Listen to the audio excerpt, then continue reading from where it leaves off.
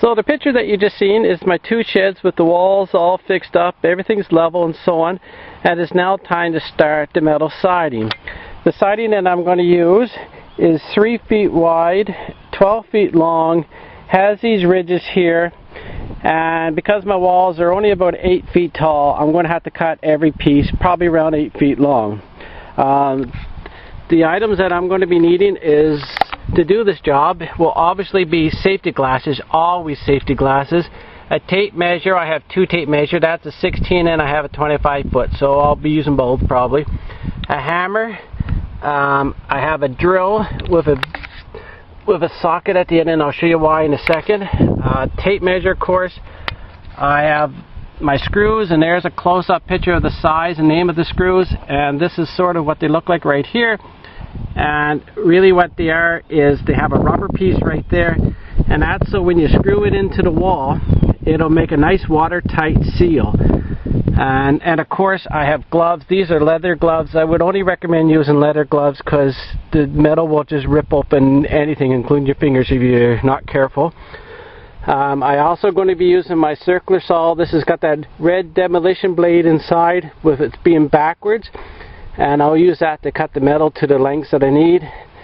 And I have electric shears, which are great if you're doing, like, say, long cuts. And I also have a pair of manual shears. These are probably about a foot long, and they're great too for doing small cuts and so on. And a marker. Pencil will not really mark on this, but a marker will. So that's about all I need to get started.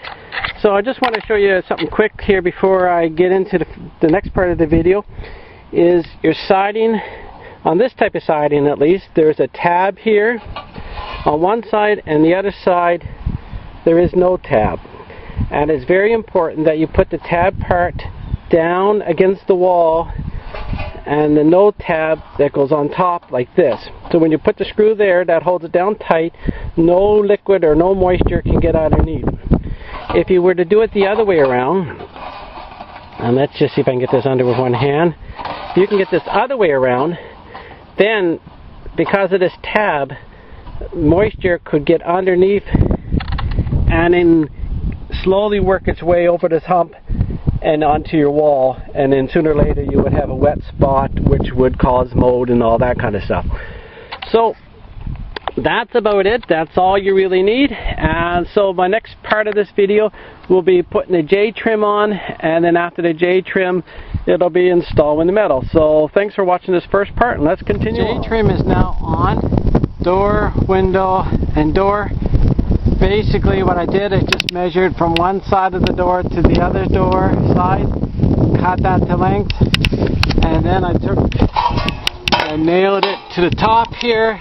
And again, like I say, this part goes up against the wall, and again it's done. So when you put your siding in, it'll fit inside like this, and so when it rains, water will come down, hit this lip, and then just go right down. Normally you would do a strip along the side, but these sheds are in so old and rough shape that I don't think I'll do it, but if I want to I can do it later. But so that's a little bit on top. That'll help keep these boards from rotting out any worse than they are. And so let's get working on our first piece of siding. So I think what we'll do is we'll cut the first one to fit sort of like this. Right up against, butts up against the door and goes that away.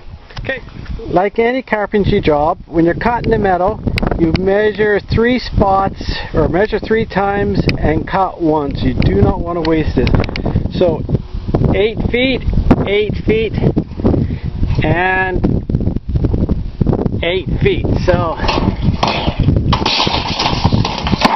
then I take my board, I'll lay it across. This is the underneath of the siding, and I'll mark it. See, and then if I'm off, and I'm just going to make sure there and there.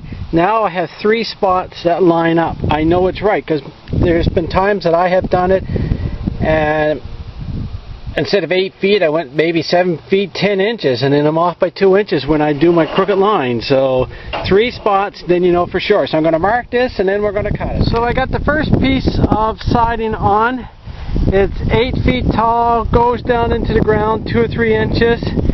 And to do this piece, I started it up against here. I had to figure out exactly where the top of the window is, so I know where to cut down here. The way this is made, this window, I could stick the metal in behind it. And then down here at the bottom of the window, I actually cut out the little spot for this and then just bent it back. I'll screw this one down when I do my next piece, which will be going that way. And so that's one piece. 31 more to go, plus the stuff here at the top too. But only 32 pieces to go all the way around, so it shouldn't take me any more than who knows how long. Just a quick update. 2 pieces are now on, or the window is totally done. Got about 1.5 feet to go before we get to the outside wall. And we'll check the level. And it's pretty close. I'm going to say that's right on. So 2 pieces, 30 pieces to go. Thanks for watching.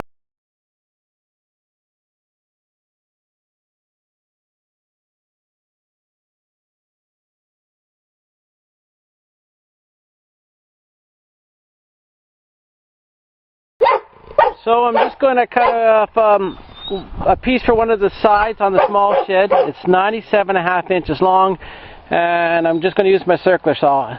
I started to cut it and I forgot my glasses, so I got them on now.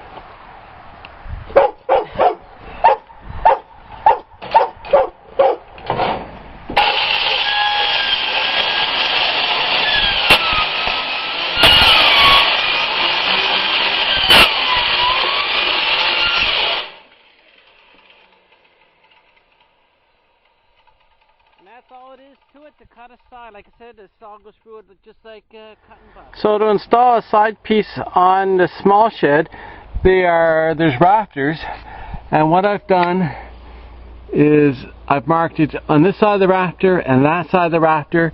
It goes up 3.5 inches up, so then I'll cut down 3.5 inches on the siding here, and then when I install it on the wall, it'll go right on up all the way to the bottom of the roof. So I'm going to cut this down 3.5 inches, and then I'll come back and I'll show you how it fits on.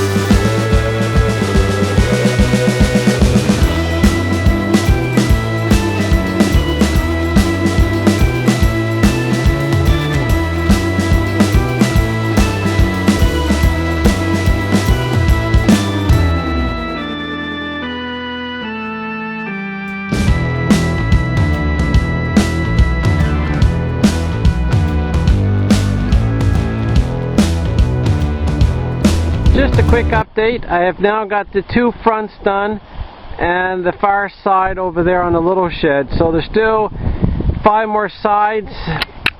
I use full sheets or 8-foot sheets up to just above the window, and then my cut-off pieces I used on the top for the peaks. So now it's just a matter of cutting 4 more pieces to go along this side and the backs and so on and so forth. So far it looks like it's coming out okay. Everything is straight up and down. The window, when it was originally installed, looked like it's not quite level, but it's pretty close. And obviously my door. So far it's going okay. It's probably taking me maybe 4 days so far to get to where I'm at the moment. So I finally finished doing the siding. It's taken quite a few hours and quite a few days. I would say since I finished putting the plywood and joists and all that on and doing the trim, it's probably taken about 2 weeks since my last video. This is the back, the top of the big shed. Back there is the smaller shed. And the bottoms. For the corners, I took the piece of metal and I just bent it at a 45-degree angle and then kept on going. So it's just one solid piece of metal for all 8 corners on the 4 sheds. I will did around the windows as you've seen in some of my pictures I did.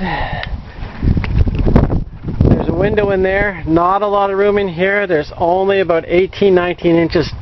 It's really not enough room to work, not room enough for a ladder or nothing. So I'd ever suggest if you're putting siding on, hopefully you'll have at least a couple feet or more. And again, like I said, there's a corner I did right here that is like at a 45-degree angle. The top of the small shed, and there's the side. I did change the door around a little bit. What I've got here is my deadbolt, which I showed you in a different video, and I actually added a couple screws there, so now there's 4, and the deadbolt part goes in behind the handle, so it just slides it in, and that'll give it a lot more holding power. And then inside I found this trim board that the door can set up against. Here, I believe it does belong to this door, and I got the piece for the top, and then a sill kind of thing down here. So the whole door fits up against here and here, and then it latches right up against this piece of metal here. So I'm behind that, so it actually works perfect. And then when it closes, it just closes. This fits in, and then of course you just put the lock in the thing and then you can lock it up. That's the video. I hope you like this one. It's kind of long. My next video, or next job on this, will be do the fascia, I think it's called. I will also do the eaves, and I want to take some of this metal and I'll flatten it first flat and cut it, and then just cover all the wood. Cover all the wood. If there's any rotten type boards, I'll replace them at that time. Thanks again for watching my video. Don't forget to like, share, subscribe, and give me the big thumbs up if you like it. Thank you.